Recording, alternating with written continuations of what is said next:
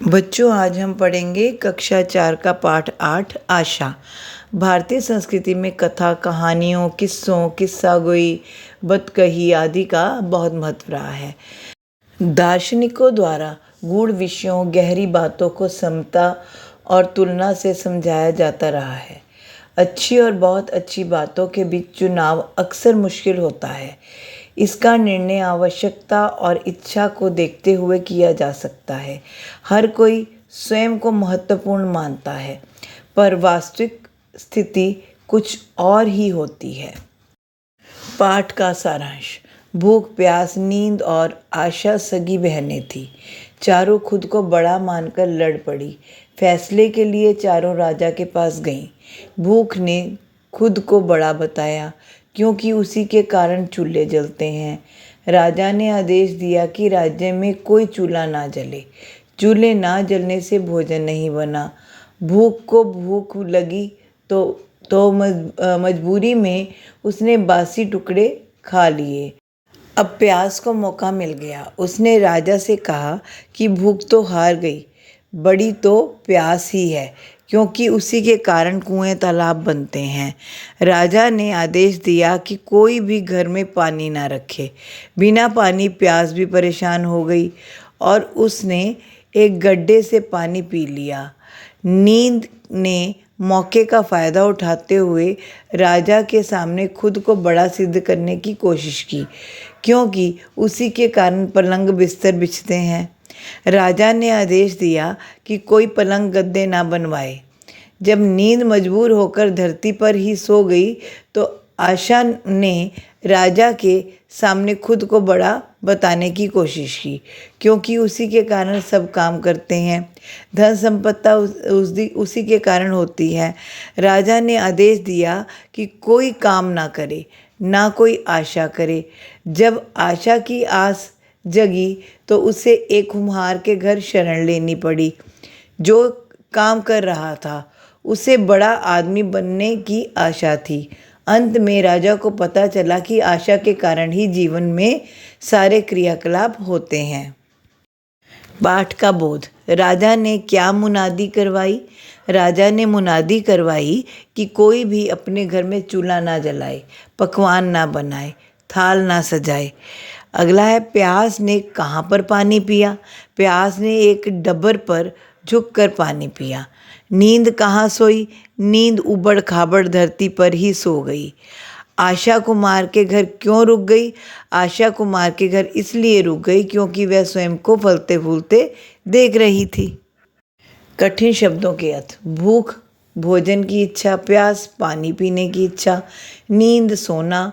आशा, भरोसा। मुनादी, ढिंडोरा। पहरा, निगरानी। डबरे, पानी वाला गड्ढा। ऐश्वर्य, समृद्धि या वैभव। संपदा, धन। कुम्हार, मिट्टी के बर्तन बनाने वाला। लघु उत्तरीय प्रश्न। चारों बहनों के नाम क्या थे? चारों बहनों के नाम भूख, प्यास, नींद, आशा थे। भूख ने क्या खाया? भूख घर में पड़े बासी टुकड़े खाने लगी। राजा ने कहाँ पहरे बिठाने को कहा? राजा ने कुएं तालाबों पर पहरे बिठाने को कहा। किसके लिए लोग पलंग बिछवाते हैं? नींद के लिए लोग पलंग बिछवाते हैं। कुम्हार ने सफलता का राज क्या बतलाया? कुम्हार ने सफलता का राज आशा बतलाया। पाठ के आधार पर अधूरे वाक्यों को पूरा कीजिए। धंधा, मेहनत, मजदूरी ना करे और आशा का दीप ना जलाएं। सिर्फ एक कुम्हार टिमटिमाते दीपक के प्रकाश में काम कर रहा था। कुम्हार मेहनत इसलिए कर रहा था कि उसे आशा थी कि एक दिन वह बड़ा कामयाब इंसान बनेगा। आशा उसी के घर रहने लगी। वह स्वयं को फलते फूलते देख रही थी। दीर्घ उत्तरीय प्रश्न। चार बहनों में किस बात के लिए लड़ाई हो रही थी? चारों बहनों में स्वयं को एक दूसरे से बड़ा साबित करने के लिए लड़ाई हो रही थी। लड़ाई होते देख राजा ने क्या निर्णय लिया? लड़ाई होते देख राजा ने चारों से एक एक कर उनके बड़े होने का कारण पूछने का निर्णय किया। भूख ने स्वयं को बड़ा कहने के पीछे क्या तर्क दिया?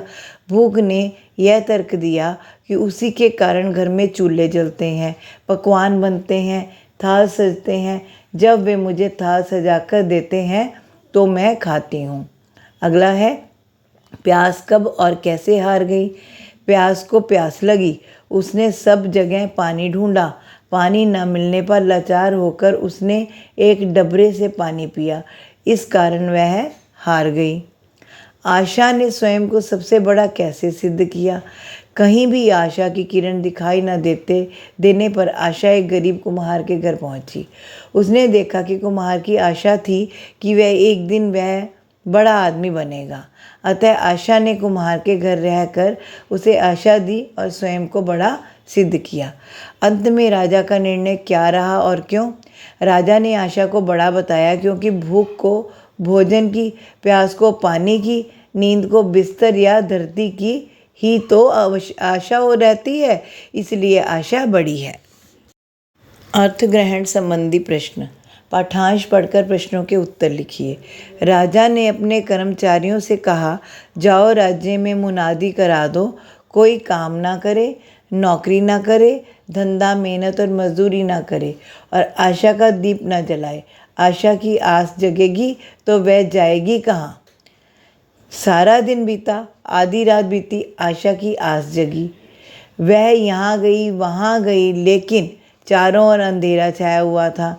सिर्फ एक कुम्हार टिमटिमाते दीपक के प्रकाश में काम कर रहा था। वह वहाँ जाकर टिक गई। अब प्रश्न है, राजा ने अपने कर्मचारियों से क्या कहा।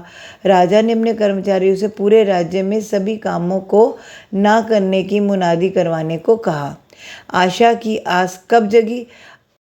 आशा की आस सारा दिन और आधी रात बीतने पर जगी। आस जगने पर आशा ने क्या किया। आस जगने पर आशा इधर उधर घूमने लगी। टिमटिमाता दीपक से किस और संकेत है। टिमटिमाता दीपक से छोटी सी आशा की ओर संकेत है। व्याकरणिक और परिस्थितिजन्य भाषा, भाषाई घटक। नीचे दिए गए शब्दों का वर्ण विच्छेद कीजिए। आशा, आ प्लस श प्लस आ। भूख, भ प्लस उ प्लस ख प्लस अ। प्यास, प प्लस य प्लस आ प्लस स प्लस अ। नींद, न प्लस ई प्लस अ प्लस द प्लस अ। तालाब, त प्लस आ प्लस ल प्लस आ प्लस ब प्लस अ। कुम्हार, क प्लस उ प्लस म प्लस ह प्लस आ प्लस र प्लस अ। पर्यायवाची लिखिए। रात निशा रजनी, राजा नृप भूपति, धरती वसुधा धरा, पानी जल नीर, घर गृह भवन, प्रकाश उजाला रोशनी। सही एक शब्द पर सही का निशान लगाइए। मिट्टी के बर्तन बनाने वाला कुम्हार, जो दिखाई ना दे अदृश्य, जिसका अंत ना हो अनंत। नीचे दिए गए भाववाचक संज्ञा से विशेषण बनाइए।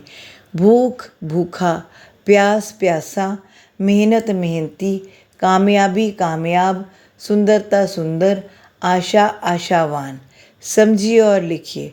दौड़ी दौड़ी दौड़ते हुए, धीरे धीरे बहुत धीरे, रंग बिरंगे कई रंग के, सुंदर सुंदर बहुत सुंदर, पहले पहल सबसे पहले, उबड़ खाबड़ कहीं ऊंचा कहीं नीचा। तो बच्चों, आशा है आपको ये पाठ समझ में आ गया होगा। तो मिलते हैं अब अगली वीडियो में। तब तक के लिए गुड बाय।